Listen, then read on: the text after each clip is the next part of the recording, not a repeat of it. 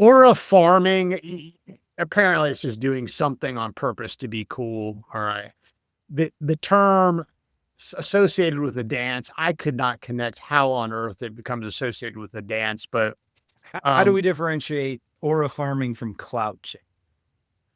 so I don't even know what it is. I have no idea. I know what the dictionary definition of clout is. I know I can imagine what it's like to chase clout. Welcome to episode 79 of the Weekly Docket, a podcast by the Silberman Law Firm where we talk legal news and practical law. Today is July 17th, 2025. I'm Phil Silberman, owner of the firm and your host. I'm joined by Chris Heald, who's the firm's supervising attorney. Chris, do you have a favorite rapper? You just like to surprise me with off-the-cuff questions, don't you? One's appropriate for the show. We'll be talking a little bit about rappers today. Man, you just get me excited so quickly off the bat with these teases. I love it. Recently, I've actually been listening to some old school stuff, and back in the day, T.I. was one of my favorite rappers. I don't think he's put anything out recently, and people may not really remember who he is, but I don't remember who T.I. is, but we will be talking about old school rappers, although that term can be somewhat ambiguous. So I don't think we're going old school like Dougie Fresh. I think we're maybe talking about like the 90s. Yeah, 90s and 2000s is old now. We think 70s and 80s. The kids now think 90s is old. Yeah. All right. Well, let's talk about. You can't keep us in suspense. You have got to give us an update. Everybody wants an update. Everybody tuned in. We got to know if your wife got access to her social media back. You got to tell us. Don't bury the lead. And she started another account, and that was also disabled. Oh, they got her burner account. Yeah, so they're smart. Their logarithms are smarter than us. You got to set up a new email account, and then you got to use the new email account to set up the account. New wireless network, new device, new everything, I guess, is the way you do it. Yeah. So. All right, let's talk about what's on our docket today. And first thing we're talking about in our legal news section is the Notorious B.I.G. estate is suing Faith Evans over the sale of a music catalog and some money that might be owed. And then in our legal question section, we're going to talk about what is a special appearance. And that's not as exciting as it sounds, but we'll be talking about that. And then finally, in our rant and rave section, my favorite part of the show, we'll be talking about aura farming, dances on TikTok. Can Gen X and old millennials keep up? With some bonus content about TikTok dances and whether they are protectable by copyright. So let's get it started with our legal news section. And this is the Notorious B.I.G. Were you a Notorious big fan, Chris? Notorious B.I.G. Absolutely. B.I.G. I'm sorry. Yeah, obviously I was not. I just didn't know. Notorious B.I.G. You were. Yeah. Absolutely. Good. I didn't know there was any news out. This makes me sad because one of the defining moments I feel like of our generation was the MTV Awards when Puffy and Faith Evans performed "I'll Be Missing You." That was a pretty significant moment. I thought everything was good between the families, and obviously I wouldn't have been a lawyer at the time, but I'm sad to hear there might be discord. Yeah, no, fast forward 30 years later, P. Diddy's on trial and we got all this going on. Some of his biggest hits were Juicy, Hypnotized, Big Papa. He was actually only 24 years old when he was killed in that drive-by shooting. So music catalogs, artists have music catalogs. His was worth about $200 million as of recently. That was the valuation of it. Also included his name, image, and likeness. I think there was a movie made about him recently, so all that rolled up. After he passed away, his mother, Valletta Wallace, all right, Biggie, that's Biggie's mom, she died this past February at the age of 78. She did a really good job of managing the estate and managing his intellectual property. She was able, by the time 2020 rolled around, she was able to get 100% of his music catalog back in the estate, which was a pretty important thing for artists, if much about kind of the way this business works and copyright. For reference, there was some recent news about Taylor Swift buying her 6 albums back. And she now owns all of her music, and her music, I think she recently bought that back for $360 million. I was shocked that Biggie's was worth 200 million because I just thought Taylor Swift would be, that much more valuable than Biggie Smalls. But we may be underestimating how many parties, Chris, you have, Super Bowl parties where you got Biggie Smalls, Big Papa on in the background, right? It may, yeah, it may be because he's deceased. It may be because Taylor Swift is still making music and she re-recorded all of her stuff and did Taylor's version. I didn't even know she actually got her music back. I knew she was on the crusade to re-record everything. So you're telling me after all that, then she got her music back anyway. That's news to me as well. See, and I don't know all the details except to say she apparently does own it all. I don't know if the re-recording thing was part of that or the $360 million purchase included it all, but she got it back. I think the deal here with the states and you being a probate guy, we're talking about intellectual property being a big part of these estates. And what's happened once Valletta, Biggie's mom, passed away, Faith Evans, who was Biggie's widow, all right, the backup singer and all that, she's now being accused of hoarding money. And that was going on in this LLC that was managing the music. And now the estate is suing Faith Evans saying, hey, you haven't made the proper distributions to the estate. Let me get your take on a probate guy, from a probate guy, something I'm just curious about. When you have these assets in these estates, these big estates, is it common where they just never get closed? These estates could just go on for a very long time absorbing income, or have you seen that before? In Louisiana, yes. In Texas, no. Texas courts do not like that at all. But that was one of the funny things I learned in marrying my wife, who's from Louisiana. It's very common that people have estate checkbooks from grandpa who died in the 90s. That's the estate. We're still drawing money off the estate.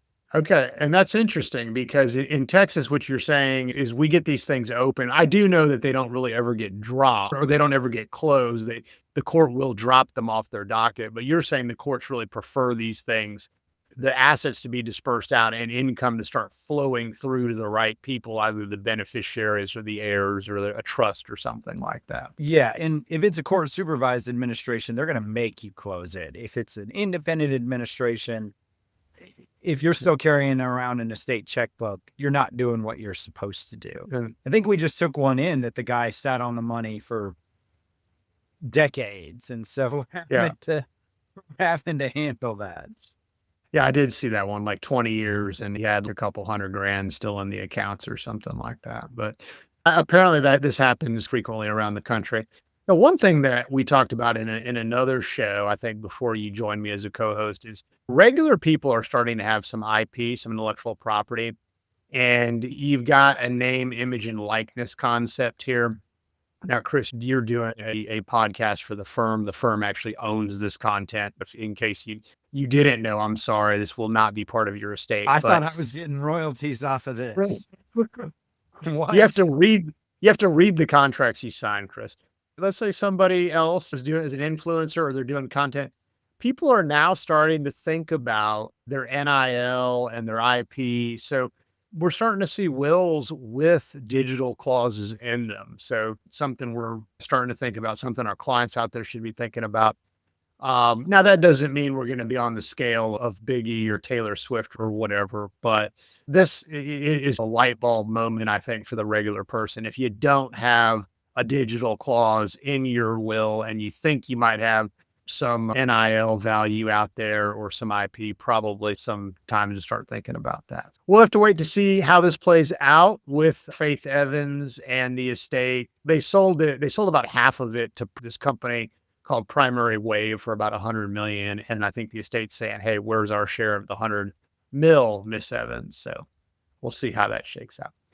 All right, let's move on to our legal questions section, talking about what is a special appearance. Chris, have you filed a motion for a special appearance before? Or they're not super common, but just a special appearance, maybe a handful in 17 years. Okay. It's a procedure that challenges the state's jurisdiction over a defendant. It's in Texas, it's governed by Texas Rule of Civil Procedure. It's a 120. The thing here that usually happens is you have some defendant who had really no contacts, nothing to do with Texas. They get served and then they call us and they're like, "Hey, I'm a resident of Florida. I called my attorney in Florida and he says I need a Texas attorney to get this lawsuit dismissed." What would you tell him, Chris? Yeah, we can do that. I think the most common misconception, and people overuse special appearances. They say, "Oh, I'm going to use a special appearance to contest this or that." Really, it is only to contest personal jurisdiction. You say, "I am specially appearing in this court today, but I am not submitting to your jurisdiction, court. I'm here, but I'm not really here.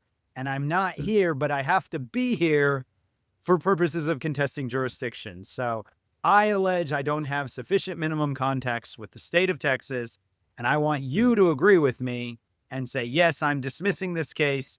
You were never here, even though I was here." It's like Ohio State's national championship. Oh, that's a low blow. Okay, that's exactly right. The one thing I want to point out is when we hire new lawyers, Chris, I'm always talking about, look, new lawyers are scared to get in the courtroom because they think there's this exact science to everything. And I tell them it's actually the opposite. It's the transactions that I think will get you before state court litigation. State court litigation, in my mind, very loosey-goosey. You're going down there, you're trying to get things done. This is actually a rare example where it's not that loosey-goosey, because if you just fire off a general denial, you're waiving your right for this special appearance. You've made a general appearance and you can never get that back. So this argument has to be made. So we tell all of our young lawyers, anytime you get a file in, ask yourself, are there preliminary issues that you can never get back? And this is one of them. So if you want to argue a special appearance, you need to do it. Now, the way I've done one or two, the way I've done in the past is I put my answer and my special appearance all in one. I'll have the special appearance at the top of the responsive pleading, and then I'll very clearly put that my general denial at the bottom is subject to my special appearance. That's how we do that. That's it. Yeah. All right. That's enough about special appearances. That's our dry, boring part of the show, our less interesting part of the show. But all right, let's go ahead and move on to our final segment of the show, which is always very popular, rant and rave section. And we're talking about aura farming dances on TikTok specifically. Chris, did you know what aura farming was? No, not term before the Indonesian kid and the word started getting thrown around. No, I had not heard the term. Chris, you are actually much cooler than me then, because I didn't even know who the Indonesian kid was. How did you know? Do you scroll like on Instagram or something, or how did you? I do. I scroll Instagram. Okay. See, I didn't know, and I had to rely on a YouTube video to teach me about this. You're even older than me. You go on YouTube. I go on Instagram, and I watch reels of TikToks that were popular weeks ago. So I'm still not on TikTok. Why don't you just get a TikTok account? Too complicated. I'm not going to do it. I didn't know about it. I had to learn about it on YouTube. Apparently the word aura, it really became popularized in the 1870s. There's a spiritual sense to it. You often hear there's an aura about him. The dictionary definition, the distinctive atmosphere or quality that seems to surround and be generated by a person, thing, or place. Chris, a lot of the attorneys that work for you, they say that you just have an aura about you, right? I appreciate that. Aura farming, apparently it's just doing something on purpose to be cool. All right. The term associated with a dance, I could not connect how on earth it becomes associated with a dance, but how do we differentiate aura farming from clout chasing? So I don't even know what it is. I have no idea. I know what the dictionary definition of clout is. I know, I can imagine what it's like to chase clout. Okay. 11-year-old boy starts dancing on a boat during a race, some kind of special dance, whatever. And to me, I'm just seeing an Indonesian kid dance on a boat who's 11 years old. And I'm like, why is this necessarily aura farming? How did this get coined? Why is this? What's there? They play a rap song in the background. It's not Biggie Smalls. That's what kind of made it too, is pairing it with the song that I think came out last year and wasn't Mhm. that popular when it came out. And now all of a sudden this guy's super popular. So it's the internet for you. You never know when something's going to take hold. You never know when a sound clip from a song or a movie is going to get tagged to a reel or a TikTok. And now all of a sudden you hear it every day for 3 weeks and then it's gone from a movie It'll that be came out in 2022. this will be gone soon. Which this isn't your practice area, but what's your gut off the cuff feel on this? A dance copyrightable? It's gonna be a yes or It's a no. work It's of gonna be a yes. art, so I would guess you can. I think it would be I pretty strict, but I would guess you can. yeah, good horse sense. I would say yes too. I did a little research on this before the show. Here's a quote. Specifically, the dance must be original, fixed in a tangible medium like a video or recording or notation, and be coherent, a coherent whole rather than just a collection of individual moves. Okay. That last part confused me. What's the difference between a coherent whole versus a collection of individual moves from someone who really doesn't We're squat? not dancers, we're not professionals, but that Yeah. I guess they're saying you gotta tell a story. It has to be an actual work of art, not, "I did this No. move, then I did this move, then I did this move, and I called it a dance." One of the things I saw in some further case research I did, I think one of the quotes from the cases were short routines consisting of a few steps, even if novel, are typically not protected. That's why TikTok dances are not copyrightable. This totally went a different direction when I researched it. We're not talking about being cool anymore. My thought was, oh my goodness, that Indonesian kid probably doesn't have much money, and every celebrity out there in the world is now copying his dance. Can he protect that? Is he owed anything? And I guess not, because it's short routine, a few steps, novel, but typically not protected. It's already out there, he hadn't done anything to protect it, so it is one of those things. You start a trend and maybe you get credit, maybe you don't, but for all that goes Yeah. on in the world, for you starting the trend, these people probably don't profit very much off of them. But I feel that maybe we should get him to live stream and we can all throw some money in his account or something. Can you imagine the difference that would make if he got like 100 grand? Everyone was like, give the Indonesian kid 100 grand, a dollar for the I dance, think he right? could probably get that pretty easily. Maybe he has. Maybe he's already done Yeah. something. We'll have to check it and follow up. So what typically is copyrightable is elaborate and original choreography. I was just thinking about my daughter's doing this play at school, or the musical, not a musical at some point this year. Once Upon a One More Time. It's like a Britney Spears thing. Don't know if you've heard of it. Definitely not. It seems a little risque for a high school musical, but all right. And there's some very unique choreography. I don't know if they're gonna just copy the Broadway choreography or the dance teacher is gonna do their own choreography, but some in a 3 or 4 minute dance with 4 or 5 people, to me, you feel like that rises to the level of copyrightable. You would agree with me? Sounds like it. I hope so. I hope so. But I here's the rant on this. If you're like me and you just don't get those things, I think we need to recognize that kind of the world has passed us by. I'm not going to try to capitalize on the trends. My daughter was like, "Oh, Dad, it'd be the best podcast ever if you got up and you like tried to do the floss." And That's not this even came up. popular. That was popular 10 years ago. My kids make fun of me because they say my floss looks ridiculous. Um, they're the reason this comes up. The Democrats tend to do this more than the Republicans. There was a Democratic congressman that tried to copy this aura farming thing, and he didn't have good form. These are comments. He didn't have good form, and his timing is way off because that's what they said. And I can imagine I don't have a good contextual understanding of when to do this. My form would be way off, and I would just get criticized by Gen Z. And that's exactly what happened. Gen Z lambasted him, and they're like, this party just needs to go. So it always backfires. So on our firm content, it tends to be a little lighthearted. Look, we'll do a Biggie Smalls piece. We'll talk about P Diddy. We got to throw a little dry law that we actually practice in there. But Chris, you and I aren't going to start doing aura farming dances anytime soon, I don't think. No. If we had an office that we all went to, I bet we would have seen some people doing it. I think that's just what people do. They go into the office and they do funny things. Okay, so you'd be on board with that. So if We don't need to film it. To... We don't need to film it for content. I just think every employer has watched their employees do this over the last week, I promise. There's a whole kind of thing or trend or business strategy of getting your employees to do these dances and filming them and then putting it on the company social media account. I think it comes off as, I know the employees don't like it.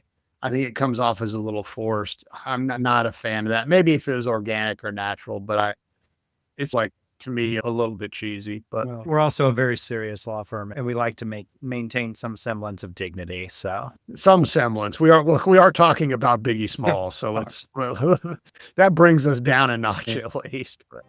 All right. That brings our show to a close. I've been your host, Phil Silverman. Chris Field has been my co-host. Like us, follow us, review us wherever you get your podcast. And as a reminder, nothing in this show is to be considered legal advice. And this has all been for entertainment purposes only. If you have a legal question, email us at info@silblawfirm.com and tell us you want it publicly answered in the podcast, or drop us a line and let us know you want to see Chris do the floss. All right. Everybody, 10 years too late. Everybody have a great rest of your week. Bye. We'll do better next time.